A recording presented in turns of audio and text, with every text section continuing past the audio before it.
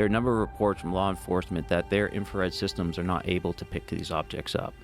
And so I can imagine some technologies that will allow... Okay, so Joe Rogan has this discussion about all the drones that have been showing up in New Jersey. Even here in Florida, people have been seeing drones and people are going crazy. Some saying they're aliens, some saying that they're UFOs, which could be aliens or whatever.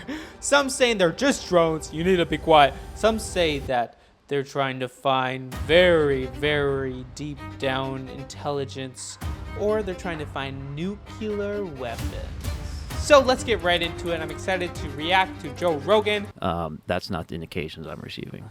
So how would they persuaded you? Just by saying that's not the case? Or have they given you any information that leads to this conclusion? Like, they would be the people actively working it, essentially, right? So, and they're not? They're not working it, right? So either the government is holding back that secret from the direct resources within the government that are responsible for finding these systems, or they're not working the issue because there isn't an issue there to work. So the thing that I had heard was that it was a missing nuke from Ukraine. And if that was the case, what could they do? Is there any truth to this idea that we have the type of drone capability that we could send these things out and they would search for gamma radiation and they'd be able to find a nuke? Is that? So there are teams that respond to those types of potential emergencies, typically within the Department of Energy. Having, potentially hundreds of drones flying around trying to identify these isn't necessarily the best way. Gamma radiation is typically well shielded in weapons, and at very high altitudes or even moderate altitudes, like we're seeing these objects, it would be pretty difficult to detect them. And the way that NIST, the DOE, typically operates in this environment is ground-based teams searching for radiation itself. So it's not necessarily consistent with how they would do it to begin with. And then based off of that other information, that's what leads me to believe that's not the case. Well, really? That makes me feel better because I was freaking out this weekend. I think a lot of people were. Yeah, I got a couple. But it's one of those things, especially in this day and age with social media. There's so many narratives that get spread and retweeted. And, I know a guy who's an insider and he says to get out of the East Coast and, head for Nevada or, there's a lot of that shit going on. Yeah. Oh, wow. There's a lot of different versions of these drones, and this is what's weird.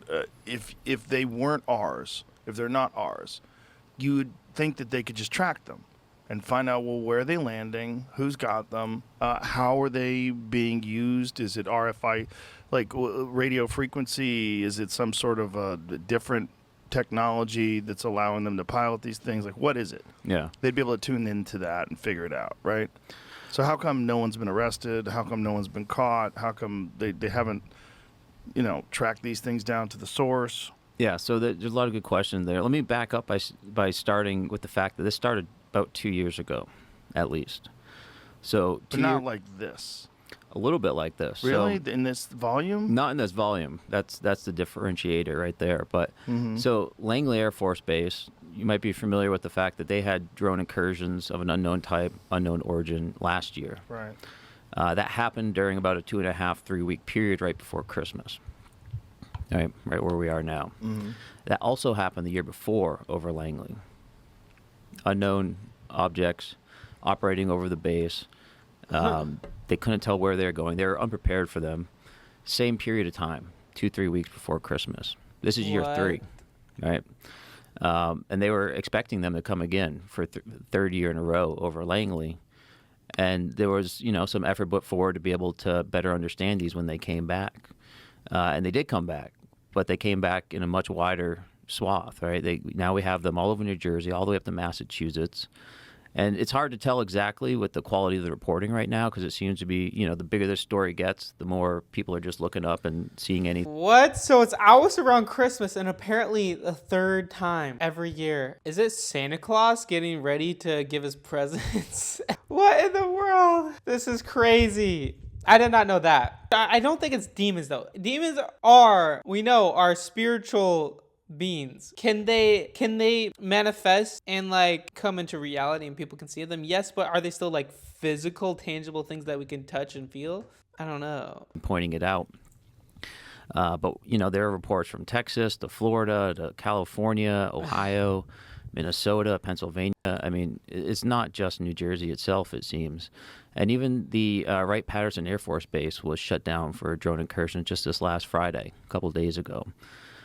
So this isn't just a one-off event. It is in the sense that it's so large and so many people are paying attention to it. But this has been occurring for at least 3 years around military bases, and that's nothing to say with the incidents that we were seeing over the Eastern Seaboard and other training ranges that fighter pilots were seeing as they were doing their operations. So I'm a little hesitant to link it to the full story that we've been having here, this full conversation, but at least for 3 years this has been occurring. So, kind of getting back to your question, why can't we do more about it? It's a hard problem, I think, for a number of reasons. It's hard, but it's very solvable, right? I think this can be solved. We can solve it. But right now, kind of the word on the street is that these objects appear to be coming from over the ocean. No way. There's senior congressmen, there's Coast Guard personnel, there's law enforcement. They're seeing a large number of these come from somewhere over the ocean. I don't know if that means necessarily they're popping out of the water physically or if they're coming from some unknown location in the water and then proceeding over the coast. I don't know how that relates to Ohio. That's a pretty long trip if they are coming over the ocean. And from the videos I've seen and the conversation I've had, they are detecting these objects through kind of normal mechanisms like radar systems, optical camera systems. They are flying very low. In some cases, they seem to be operating as a group in the vicinity of each other, flying past each other, flying very up close to each other, and then proceeding to do whatever they are that they're doing. It's an unknown right now if they are emitting energy or not. So, like radio communications or their own maybe active sensor systems. It's unknown. I've poked on that front, and the best I can tell, the government doesn't know either. That seems so weird that they don't. How would the government not know? This is just what's crazy to me to even think about. How would the government not know what is going on? They're flying over military bases. It just doesn't seem possible. Yeah, demons could come through for our realm with technology. I think when we allow the enemy to come into our lives, like when we mess with things, spiritual darkness, it enables demonic activity within your life. And a lot of times that's when people have, how do you do this? Alien encounters where they say an alien tried to abduct me, is when they like dabble with things they shouldn't be dabbling with. Don't know that. Like, it's just very disturbing that someone could operate these things and have, how many, what is the estimated number of them? That's a great question. At this point, I'm comfortable making a guess of probably over 800 or 1,000. And how many of those are sightings of the same object? How many of those are individual objects? How many of those are unique objects? Right. So it's tough to say, but this isn't just a few objects that people are seeing. And so I can imagine some technologies that will allow traditional UAVs or drones to operate without emitting, right? So they could have a self-contained navigational system, right? Maybe they have their own onboard maps and they're using cameras to map where they are. So then they would be completely autonomous. You just send them out there and they would have a task and they would go through whatever their task is and navigate via their GPS or whatever tracking system they're using. Exactly. And then, what is their task, right? Right. Is it just to instill panic and fear? Is it because they're sensing something? And if they are sensing something, they would have to be using what's called passive sensors, right? So we wrestle not against flesh and blood, but in the principalities and powers of wickedness in high places. Most commonly, they attack through temptations and negative thoughts. Yeah, I feel like they're just not sane. I feel like if they were enemy territory, the military would shoot these things down. Like, what? If they were not from the United States, it wouldn't be that difficult. Literally, we have counter missiles that could shoot down military attacks or bombs or whatever. We could do that. We could easily shoot down these drones. And obviously, no one's trying to. But if you're shooting a radar out and having it bounce off of something, that's active, right? And that's easier to detect than a passive system. So I could imagine, a fully self-contained autonomous drone system that is doing something potentially with passive sensors that allows it to operate without emissions, which is going to make it harder to track. If they're doing it at night, if they do have passive systems like some sort of an optical system, wouldn't that be hindered by the low light conditions, or do we have stuff that is able to detect whatever they're looking for at night? Yeah, depends what they're looking for. But ultimately, there is tech. There's electro-optical systems. There's infrared camera systems, not unlike the jets or the systems that we had on my jet. But we were able to detect these objects with infrared when we were flying off the eastern seaboard. There are a number of reports from law enforcement that their infrared systems are not able to pick these objects up. And not just this year, but also the incidents over Langley last year. The pilots that responded to that incident, I've spoken to them, they weren't able to lock these up with their infrared systems either. So they do seem to be exhibiting some type of signature management. That's interesting. What? So is the signature management so is it a heat signature that they're giving off? So maybe there's some sort of a cooling mechanism inside of these things? Like how, if they have a propulsion system, so you would imagine it's some sort of an electric engine, right? Because a lot of them are very quiet. That's got to be giving off some kind of heat, right? Yeah, and that goes to some like very base physics, right? Like Yeah. we create heat whenever we have, stored energy and we utilize it. So to be able to mitigate that to such a degree that you can't even detect them at all, it's pretty tough. I mean, I can imagine you can reduce your signature. We do it in fighter jets, right? Through kind of just like baffles where we cover the engine essentially to make it harder to see. But to have zero ability to detect or lock onto these objects is not a technology I'm familiar with. So other than that, are they exhibiting any type of movement that's extraordinary, or their ability to turn angles? Is there anything about them that points to this being superior technology? It's tough to say based on what I've seen just in the public from reports and kind of amateur photographers and witnesses.